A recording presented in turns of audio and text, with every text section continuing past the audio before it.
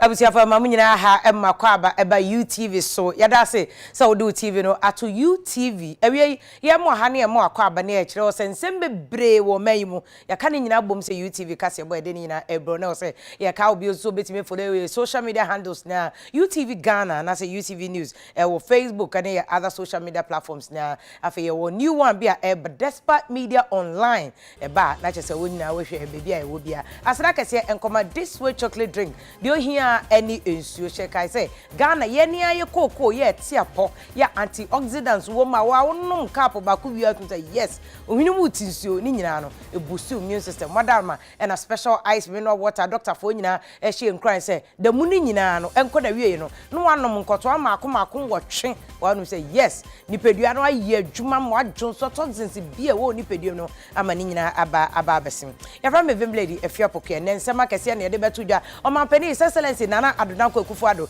e de eye sekan ene apaso atwa homamu a wo mu si fishing harbor foforo kra e wo eye Elmina potamo me do be call no ye de unsem e de abro omanpani dada excellency John Dramani Mahama so e de atu edwobio se ye camp ntudwuma pa ene NDC wo me numru uno MPP for de o bedi wa wo mo de NDC for project yo no wo mo ba no mo nam a wo mo je ho fan se mema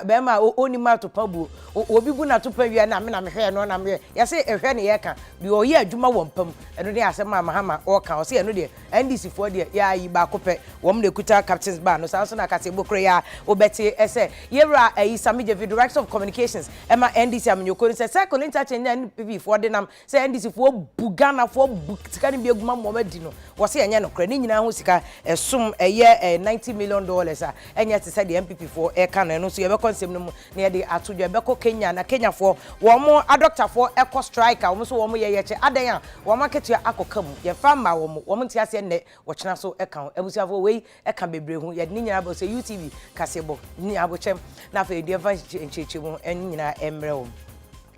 ya cheche kasebo na chese ye de omanpani excellency nana adodanko Akufo-Addo nsem na edi ekan omanpani ye excellency na probo ya wo kon chicho kra no wo de akwakopiem ewo atoye mantem na wo se won de won na ban aye krado se mpuntu odwuma bia won be ya Ghana fo benya ho mfaso no wo mo ebeye no wo kan se na chese Elmina fishing port project wo de eya paso akwakotwa homam a wo mo hyase abeye adwuma no chese omanfo won potam nyina no wo mo bo omanpani abaso se we de wo mo aya ade a we wo mu wi a ebetimi aboa ma eye afarefo adwuma a wo mo ye no betimi pege mu ama no akoni mu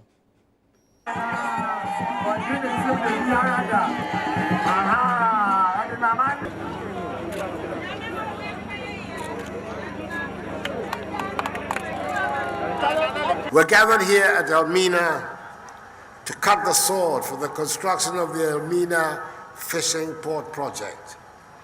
which when completed will provide a big boost for the fishing industry in this famous city. All of us agree that the fishing industry is an important sector of our nation's economy, and the statistics speak for themselves. About 60% of the nation's annual protein is derived from fish. It contributes about 11% of agriculture's contribution to the GDP. And it employs about 20% of our nation's workforce through direct and indirect means. This is one of the reasons why we made a decision to improve continually the infrastructure and conditions of the fishing industry to help improve our catch, cut down post-harvest losses, and reduce fish imports in the medium to long term. The other 9 beneficiary towns are Mori, Mumford, Winneba, Senya Breku, Gomwa-Fete, and Elmina in the central region, Teshi and Jamestown in the greater Accra region, and Ketaa in the Volta region. Already, work is progressing steadily at all the locations, with the sites at Axim, Diskov, Senya Breku, and Gomwa-Fete scheduled to be completed by the end of the year. Once completed, Nananom, I appeal to you to help ensure that a prudent maintenance culture is adopted by management in the use of the fishing port. All of us must appreciate that the deterioration of infrastructure and other assets of state are an enormous drain on our national resources, and this port should not suffer the fate of other facilities with a poor maintenance culture.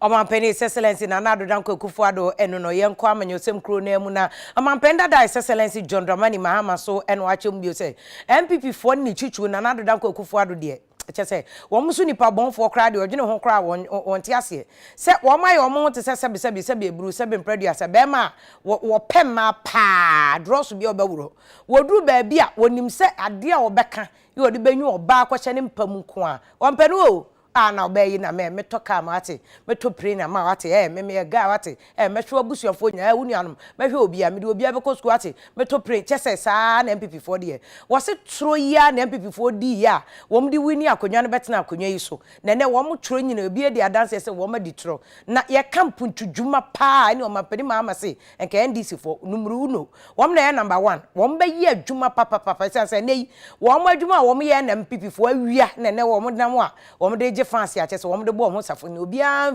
emua wo mo kra mo mo to aba no mo no mahama mra bio said ba sempo tudwuma no obeto aso. We have a track record, and you know what our track record is. We are the kings of development. We spread development to all parts of the country, from electricity to water to roads to hospitals to schools, harbors, airports.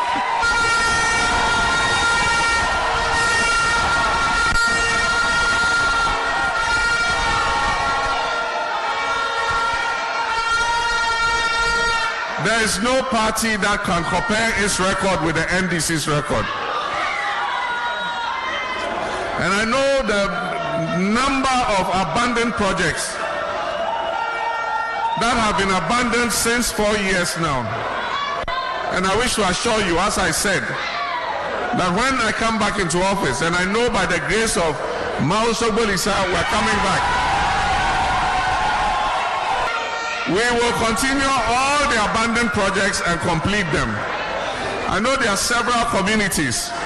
where we are providing electricity. We have connected the cables and everything. Just give the people meters so that they can use the electricity. They say there are no meters. We will bring the meters.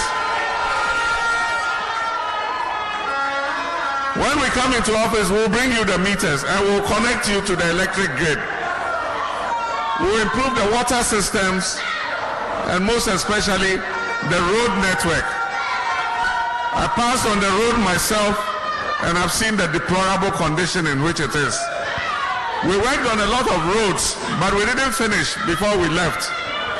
But by God's grace, we'll come back and come and finish it for you.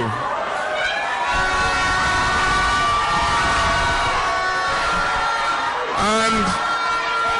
I know that your heart's desire is for improved quality health care in this area, so that when people are sick, they don't have to be driven all the way to Hohoi to be able to get medical attention. And so we'll build a district hospital here in Kolopati, so that all the people in the Afajato South area can have access to good quality health care.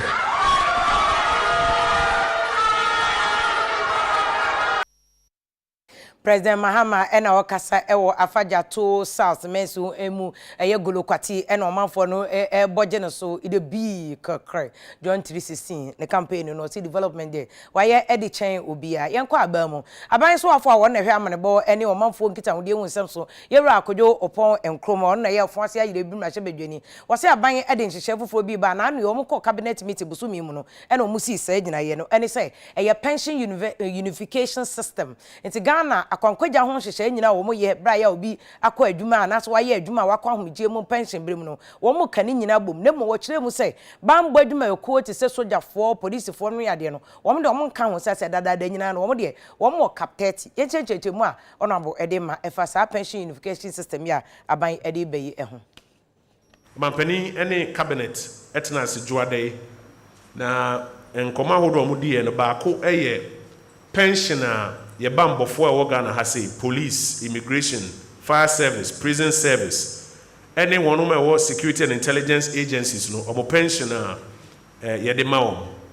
yɛn nyinaa bɛkae sɛ 2008 Ghana aban hyɛ mmara Act 766 National Pensions Act a na mmara no ɛkyerɛ sɛ ɛwɔ sɛ Ghana adwumayɛfoɔ nyinaa ɔmo a yɛ aban nnwuma nyinaa no yɛyɛ deɛ friend unification of pensions yɛde wɔn nyinaa hyɛ pension baako ase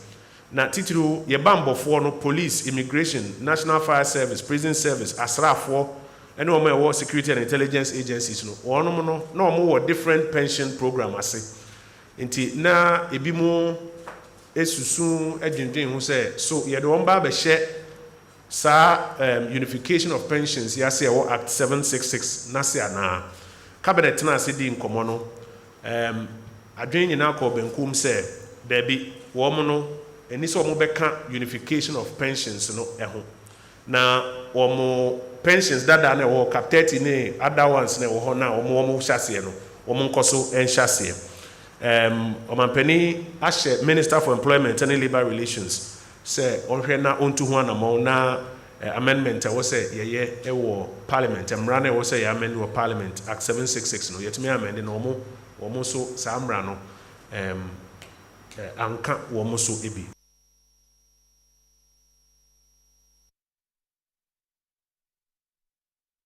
abusuafo beka pension ho asemi a UTV ene ya soso mu ama ene de aban de akoto cabinet enim no mra ne sesen be se na wotwe miensa ene yetu ye ni so a ye ka a free state e call pension regulatory authority no besi se na no yewra ayi ampofo amankwa ampofo kra ye ka se ono se ni pension ne so ya ka anti we de UTV no am mu apia se ye kasa aban otie pa yanko NDC amenyoko na kache ne yewra director of communications ema NDC amenyoko national communications director Emma NDC amenyoko ne yewra samije fi no kasa seko Dubai ya na ano Dr. Mahmoud Baumia so okoye infrastructure lecture no se Baumia wo pese odi tura ye di tura to kro down omo pe rofo sa seko Dubai nya no Baumia na asi unim hu gota unim hu chese unim hu hwe wo se Baumia ko dina bonten na NDC for the chrono de NDC for the nipa bonfo na seko Dubai ya no wo mo ye $260 million na samije fi oh Baumia aden power de yamfa Trump power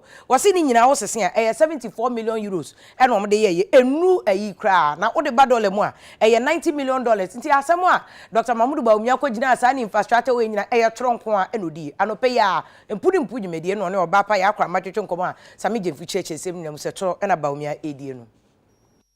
but omampani abedi ye kire Dr. Baumia nkontompo otwa ye nyina de emu aduro a metimi afra no inflated lie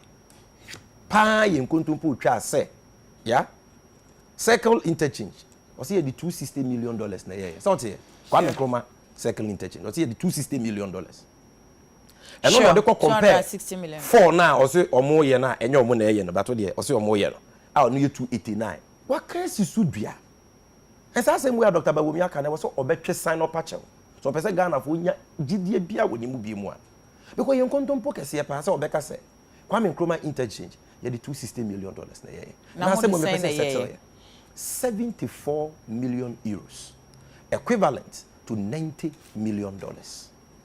74 million euros, equivalent to $90 million. Ya approval loan no July 13, 2013. No, the loan was sometime December 2012. The project started July 13, 2013. Enti ora krata ye kitami amanjo online dated 15th November 2016. Story native assembly. Cost of Nkrumah interchange remains 74 euros. Engineers, when your politicians, engineers na say. Almost the engineers behind the construction of Kwame Nkrumah interchange say the project did not cost more than 74 million euros Parliament approved. Assistant Chief Resident Engineer for the project, Philip Ansah said the project was given to the Brazilian contractor as, quote, a fixed sum contract which was not subject to change. A fixed sum contract is a type of construction contract that provides for a price which normally is not subject to any adjustment unless certain provisions such as contract change and economic pricing are included in the agreement. Quote, we didn't overrun the budget.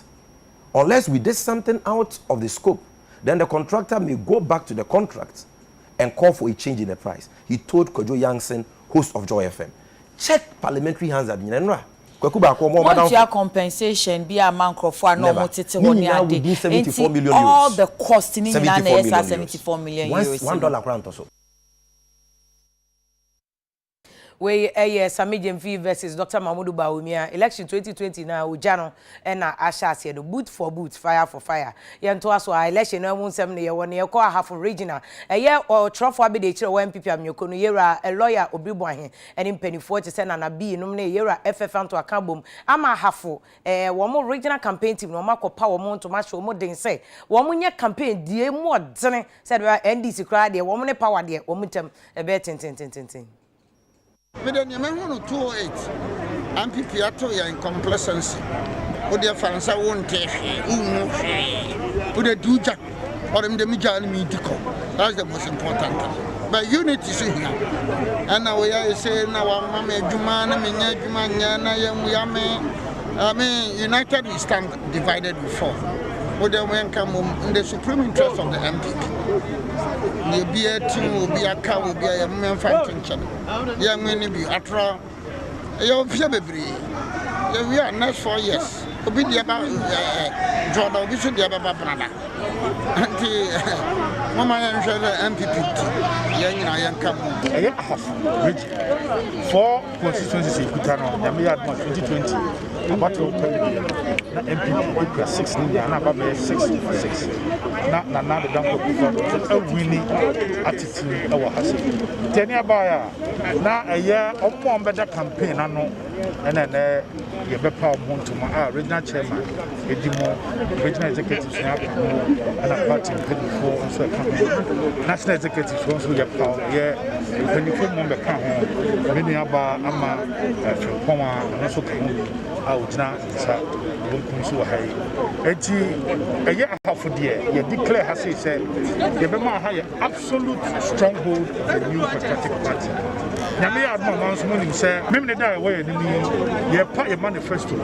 Montuma, I will keep post. Another Danko Kufado. Any Yamra Shebeg, your phone, see, I want. Yamfa will be a funny cockroom with Tima Womo, named Timmy to Mino. Na yet region, ye region. I shall so dear Cassia at the Amaye. If it's a never have for a bit of one idea back on you, Edward sat in a song the Sampa. Another Dankabaya man penny in the Yanya deal with. Maybe I make Cassa, me born an animal mine in a basso. If it's a nanoman carrying big cranky, or on a solid Janae, Edward Madis that 2 man penny, and so I am a woman. A dear dance professor and an animal in Ado on my day. If you see free half for now for ya ba a year baby for now penifo wom da Ghana Police Service and Judicial Service no and them entemo osha and say Judicial Service na lawyer for and judge for me at the end of police you ko penifo akon wa boma ya beto abey wom de a year election prosecution and emra se oye na ofom a ye kwa abato na say wo an wafom emra no nti election offenses said eba obi say o yenko ya campaign yenko buwe yenko dwane trim o ya langard obi ansoma yenko titi protest yenko fa ballot boxes o ya unim na di agro obedem pint o mu di kan ye nkyerechire said be bedru ho no na wada ho so wa humra no wo kyena ye kyewa ankoka so obi na mpe wasem December day to sonson ye kwa akoto abedu abato so a enkrofo ya kakabensam di atutu asempa omutieti amra so bu mbra animutia na ye no madwere mu se emra ne won munti enomo ye saade ensese de empenifo ada amra no wadi se wunim na efie mpimienu ne aduani wo ya de bia ensem fata be se Ghana somdua ye mfa ho nche okrakrakra na dwumadie no ase no beka sabie no de futuo magana fo nyina se anya hweye Director General Dema Legal and Prosecution e wo police dwumako no kokobode emaye no enie elections na ebe no embra ho na obi a obebu elections mbra so no no so na sudie eso ho intene no ye hia ise eye police mpanifo pa wo Ghana no commissioners no ye ne ombe hia na ye nya nkrofo omunim embra no to say Director of Public Prosecution any appeal court judge Justice J no mo be bi mbra no so a kire na kwan police obe fa so a ye betimi adi election offenses no you bet me dia ye adwuma and dia control elections no enu nti na share na election adeba ko ehia pa wo mranum PNDC law 284 section 39 I just say obia be make a false statement about election and I be no udi emra for I betimi atwe so a and then be jail 2 years and now fine and now combine into the share in and say ye per se ye democratic dispensation ye na be ye a election so na election so be ye a ejina police before a ombeboa ama election bra no ye betimi adi so. Superintendent Sheila Bockman ono so ekasa kire dwumadie no mu pa ma yense. Ye dan dwumadie die bi adi a ya frɛ no legal education on prosecution of electoral offences ama aprosifo nyina na enne na ye dan na di ye de sa dwumadie be kom me aye o man yimu nyina sa na be ya police commander fo nyina police prosecutors any police lawyers omu nyina ebenya saa dwumadie yi ho mfaso. Crime knows no color na crime susu ni groups crime na ni individuals enedi vigilantism act and so any political parties in sudi apart from we individual no enti yeso mu say ku a ya nhwe say o join party A na party B ana akwa asori we ana akwa asori we ana say we ye mebusuani ana wunye police ni busuani emra ne no bedi na wunya wo ho twabia bia gese mra no ne wadi awie nti esre obia ne omanfo se moma ye ni mra ne so. We a police for no mo bon humode won say commander 1 Kofi Boache kwabere de hye ba kopɛ ya ye ni ne ho agro kra police ni anani ate wa bin swag no so de eta hopo to say yes kwabere for no etisi mu a ye chen obi a ye no ye call down kra so ye gina ye na so kasi ebo no mu ne ewo no UTV live na ye de awia from to break kasi ebo ebro ne mran kra hanum say na chief executive officer yo Ablekuma North about 1% so honorable Kofi for no wo kire mu puntuduma wo bayi wo maye ewo emiamia wodo wo na ne mpesua no so se de ba wo kire obi ko gina ba bi no wo say wo mo anya hwe a wo so wo ya no se no hu. Nata ho meeting na ekoso na Ablekuma North abakra chipenyi Orua Kofi Fori ekasa ewase ena wo se emputudwuma de nyame ni muni omampanyi amomo bi pa amamansi no afa ne ntuma pefra na empo ansa na asambiri betu anamo bi se omo ye emputudwuma bi no omo bisa na nanam se yifa no momfa nkona nanam akire mo maye ama sese do beka se emputudwuma de ebi akọ akiri papa. Oh, assembly ni ye school ya ye drains ye starting hospital yeah. So at least yeah, drains be municipality and yes, school 18 classroom block 2 yes you go so yes ongoing in projects I was so be challenge here come and say you see kasem no enko yi papa intini ye bomba ye no makasa e na hwe program ya ka ho asem so obi a be start say wo tua yet menye scan dia ato projects ne so no apene challenge ayo adistrade e me to mani mu say me pawo chow omo hwe omo so yi na covid no e real na ye hiom nyina life ye dia bo man no enti no obia ma mo de say obahwe ne ho so yi obedi mra na president dia ba no so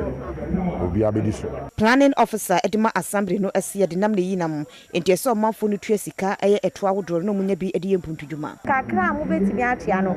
ye no omo be jojo na ya ba to times enti ebia se usika utua no na ye hwese ne ye best spread enti na watimi atia within the end of the year enti ebia from this quarter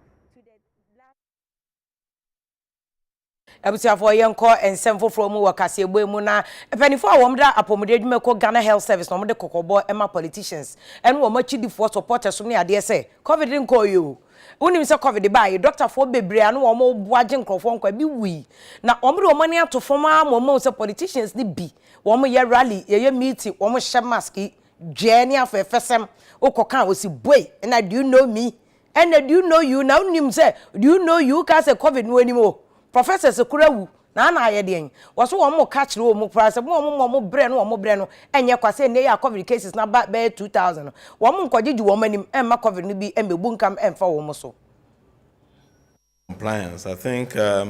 we continue to encourage and educate people about the importance of applying the protocols of wearing a mask, social distancing, and we also believe that the individual have that power to exercise that, and then if we all do that collectively, we'll be able to avoid that. And so we'll continue enhancing their education and also ask organizers to ensure that there is some education and some purposeful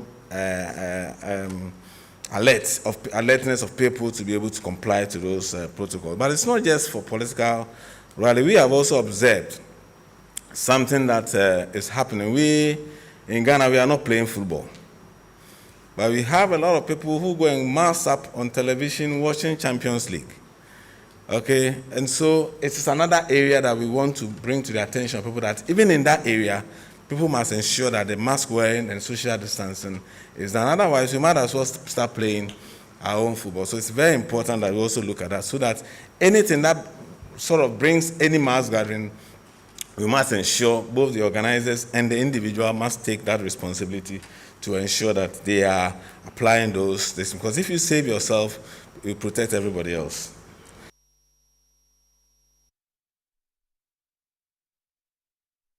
abusiafo eno no na che se UTV ha nyina nkofo bebu nkam ha ebe hwe Champions League ko mu duru ebe pam wo mu nyina se de mpanifo no ka no mo chena nko manfa covid bia ama ha na kase bokro ya mu na wonim se ko bia ya assembly member fo na nkofo ta kan se small honorables wo mati ko bi wo mse concern Assembly Members Association of Ghana minim da kro mo register he de na wo mo che se na wo mampani dada mahama se wo the assembly member fo be to pay so no atwa mo ko pension mo nya bi wo mse atadwe yati de mahama ye beto ama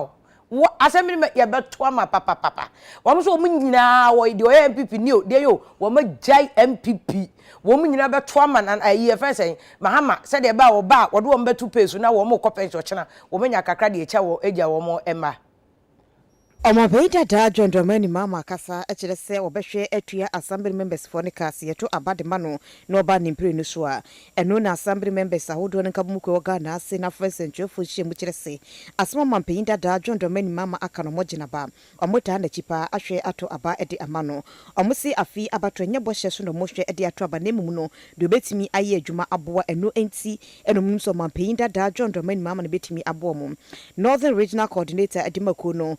Mohammed Muntala Salifu wano enso ekasaye. We are of a firm belief that the welfare and needs of each and every individual is a concern that ought to be pursued by oneself until it is achieved. Friends of the media,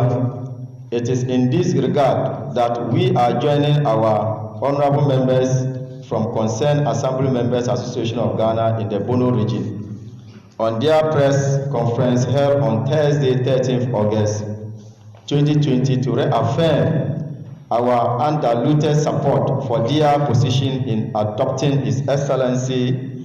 John Dramani Mahama, the flag bearer of the National Democratic Congress NDC policy of paying assembly members a monthly allowance. Eno Echenora David Atachum, our no air coordinator Edimakuno, editor Jachim so mampinda da John Dramani Mama fee about to wedding kunim. His Excellency John Dramani Mahama, ne proposal what put forth Yankupon Yard na or Renese assembly member, Obebuana, what year allowance, monthly allowance, or the Ama assembly members. Yachim Emma Bruno and a Ghana in Etiasia. Sa policy ne yade a eba bebu assembly members nti ayade a yenuanum assembly members ina ensoro waka na yemmo chidom emfama His Excellency John Dramani Mahama sebe ya botayetisa no ebetimi abam policy a His Excellency John Dramani Mahama o kase oba obetua assembly members for kano say ye maintain ministers handed ye maintain presidential staff 1,000 krana it is possible so obetuma yes our policies no ade aboa Obina kan bofo said the matter chop hot. Assembly members say who's aban and crop for ne what they say MP sum ne ade wo mo S gracia emfie na bia na wo mo de wo ye ne wo nyina baji bi wo mo so ne Ghana ni ye consolidate ni to ye nyina we keso ye so ye ba baji bi ye nko atebubu amanten na eye emabu na wo mo ewo atebubu zongo no wo mo chese wo mo ba ma hye badwani no wo ho no abasopa no abo amakon ni se na no yi atebubu amanten krom ni zongo kwane wo shot so jai emuda o kre as a UTV no was honorable mo piafo o ye guy honorable so honorable bia no ye road say ya what nkoma so awa pakem na bobo to aba na obi a show bo say obo talk am no the brawa urinya na obeje and it is better late than none because here be nya afeni ye shase secondary schools yes adan bebre eya ho project bia should be prioritized enti abane be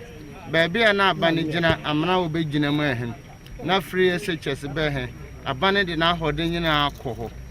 This is the year of road that His Excellency President Nana Addo Dankwa Akufo-Addo declare. Enti road bia yere ye ho adwuma he. Meje this eyene breso eda na yere ye. Enti menye ni say election na nye election asem kora de eba mu kora. But the people want the roads and we are doing the roads. We are giving them the roads. Enti any other thing the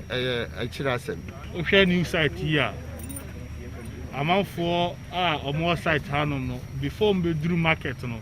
bi mo ho amobre hanom pragiama obenante sa almost 3 months ansana ebia watimi akoduru ba bia pragiano ba mididi ye pa se kwanwe ayeyi no pragiano akonya be ma omo nso ma ba be fa habi ena oma yo ma adwin se mbebie shops no obeba be bie because e twana afa ufi anima Kana be fa ufi anim no bie shop a population na wo hanom no nipa no hano ho ensan kokrom enkoto ade bio nti bie shop na be ma business no ebe koso wanyankopon ya yadom na ye minister honorable amako hene oba ye na ede hawo na ye den akọ nanim akọbọ na amanie ye de kọbọ na amanie so wanti anda wasọra agina ne nan so na o se ye mfrẹ machine nombra no mbehwe ya hawo na ewo ho no one boy enyi mfiri saa hawo no mu tinyame so ayam adom nde ya hawo no ayeka no ene na da ho ekọ no wa be saa kwan ne kan no ye pekwan kura obi yare kura pekwan de na akọ kromu a e da akọ hospital ya nya ate bubu amantemfo no yenko fra amantem ne yakọ hohoi omafo hohoi ene omode abasobode emu odu dia ma omampane excellence na Addo Dankwa Akufo-Addo say howa akwan na nkenye kra free hohoi ekọ kpando num na eja sekanu ade kwan nyo udu prince kulujise mufi o junction ne so pa udu wani che hohoi a kwan ni nyina tukucha ka wan aje na ne ofa kpando kra ye womche so omampani bai abeye kwan no omda sepa ebi mrebio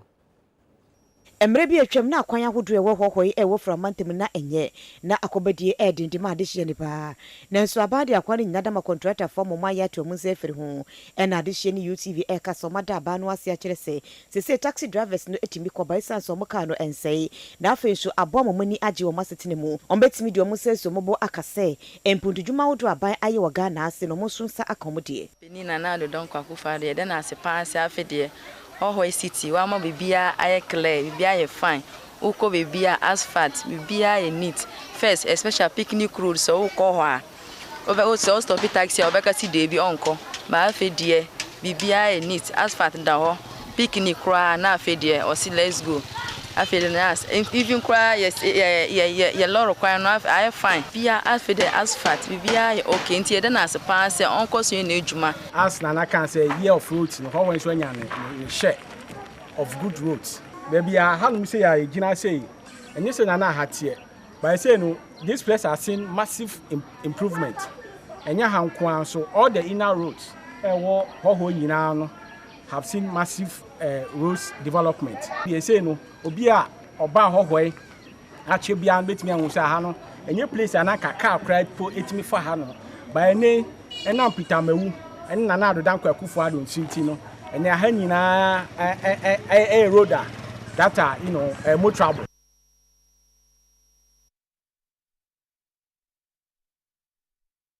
Energy Minister constituency ho no wogina bato no we na nkofo ka say election rules na ade mu omo pemwa enti wo de mo ne ba election or no election omo de so omo de adabre so maame awo no omo nua no no everywhere ne akwa afarefo adwuma no emu na chese nye kpando nsuo bia ayi hohoi nsuo na honom emomo ko keta ne ade de anwlo ho na nsuo wo we de nye keta asem ye nua no mo ya afarefo no omo kopo no omo ka say wo madwuma no nkoyie na nse kra de abanje wo mo fishing license fee eno so kosoro ama ese kra mokwa chese omonyo na de twu omo wo kra ne se na anu eko bi omo to ono omo se omo keka afarefo ho asem ne ade abedi tragu omo so poto ma no kra de twu omo awo kra. In tuna fishing there are two main methods, pole and line and pest seine. The peculiar nature of the pole and line tuna vessel is that they require live anchovies, or what we normally call Keta school boys, as bait to operate. So where there are no anchovies, there cannot be pole and line operations. Out of the 20 pole and line vessels registered in Ghana, only 5 are currently in operation and are operating at below break-even point. If this situation persists,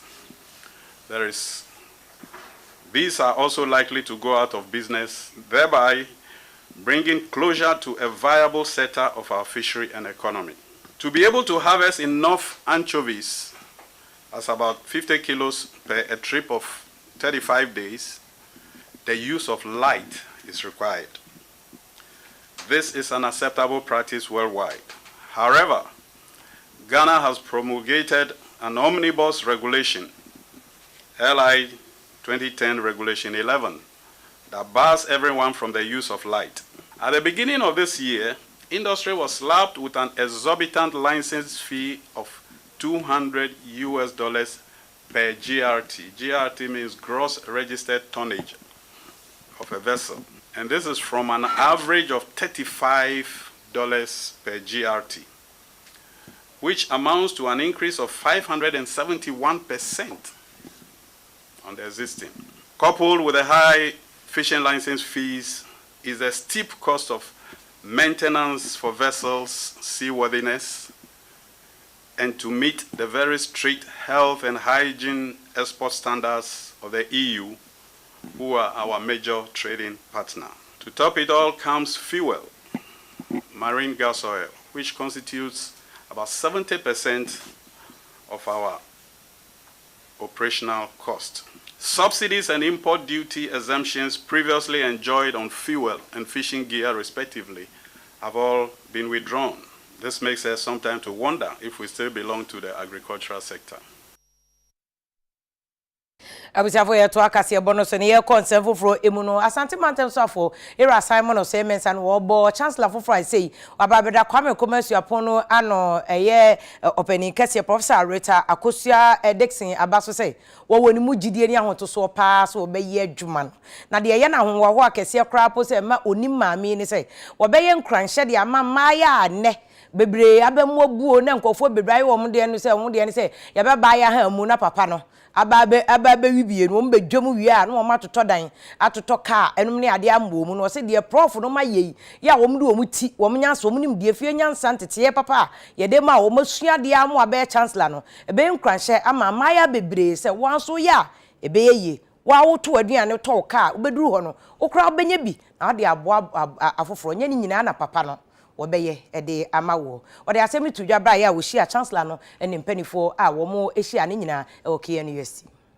Mantama swafo onunyamfo Simon of Siemens ede nsem wetudwa emra Professor Rita Akosua Dixon a wono na ye Vice Chancellor edema eye Kwame Nkrumah University of Science and Technology no wone ne mpanyimfo ebepie mu e wo Regional Coordinating Council ne nyina na se wo mo ebepie mu a na kyese wo mo eba bechia eye Regional Minister onunyamfo Simon of Siemens ene na pamfo a wo mo Regional Coordinating Council na nchepi ene wo mo ye amane ne amamra wo mo de Professor Rita Akosua Dixon esi so se Vice Chancellor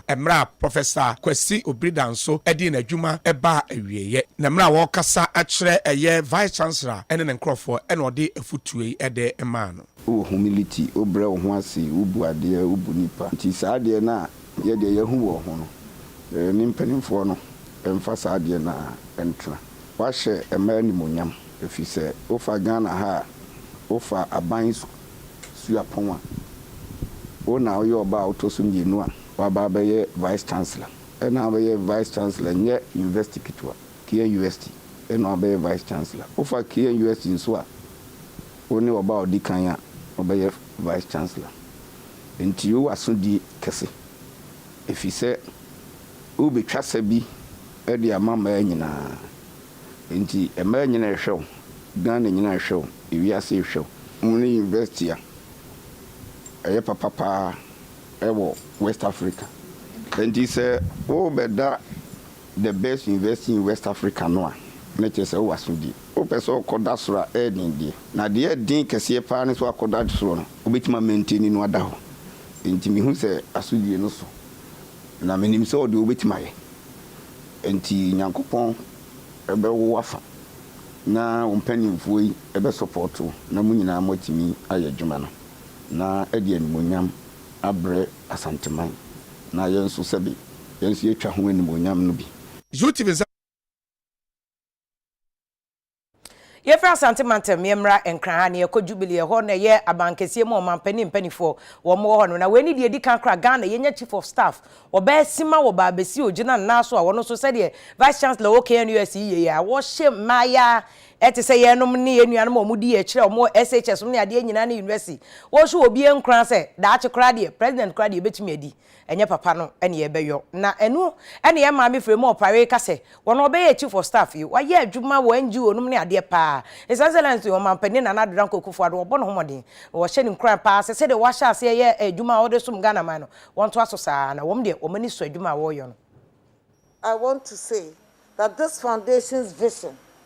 of creating an inclusive society, raising autism awareness and providing services to affected individuals and families is a cause worth supporting. To complement global efforts of ensuring that marginalized groups, such as individuals with special needs, are considered in the development and nation building process, the United Nations Principle of Good Governance demands that all its member states, unfortunately, the society itself, have so many misconceptions and continue to marginalize people with such conditions. And it is not only in Ghana, it's something that you see in many developing countries. And this ought to change. The government of Nana Addo Dankwa Akufo-Addo is committed to assist in whichever way possible through partnerships and joint operations with advocates, institutions, and service providers. Because government can do so much,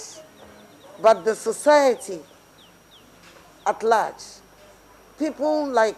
Mr. and Mrs. Kofo, this effort ought to be supported because it is together that we can build an inclusive nation. Our commitment to vulnerability, be it at the society level or people with special needs, is unfettered. And therefore, whenever you need support, feel free to approach the ministry and feel free. I am a big backer of that ministry. I believe in it. So I'll be there to back them to do the right thing. We ye ma chief of staff odi kan kra oba pani a wo to a omanyi adwuma kese eso ye nto ansem no so na eye odumase ene omanfo e wo no e de adesede to aban panifo anim se wo mo aye omanfo e wo odumse na wo mo chese na se nipa bonfo bi aba be hye wo no ma kidnapping bi e na wo mo eye nto wo mo sre pa so wo mo hwe se sa nipa bonfo no ma be hye kromo no mo di sa bone no wo be hwe na emra ene wo mo ebedi sense wo mo ntiase sa de esie we yi a chese abo manfo ayo entem honum nyina no epusa na abante ba ko wo mu a cheso so no onua pa ene de wo mu susu obi akidnap no wo mu nua no oni UTV twetwe nkomo cheche mu sa ene me ya ACC honment wo mu de asjesede eto aban anim no abusafo yentoa ensem no so na afi yenko eye ensem awdo no mu se ebesa akọ eye agudie mu nsem no ye de agudie mu nsem so ato edwa e de amamo se de bai no so ni nyina mbo hu se de ensem no etemom ye ka se ye beko amanone na afi yakọ Kenya nso so wo mu de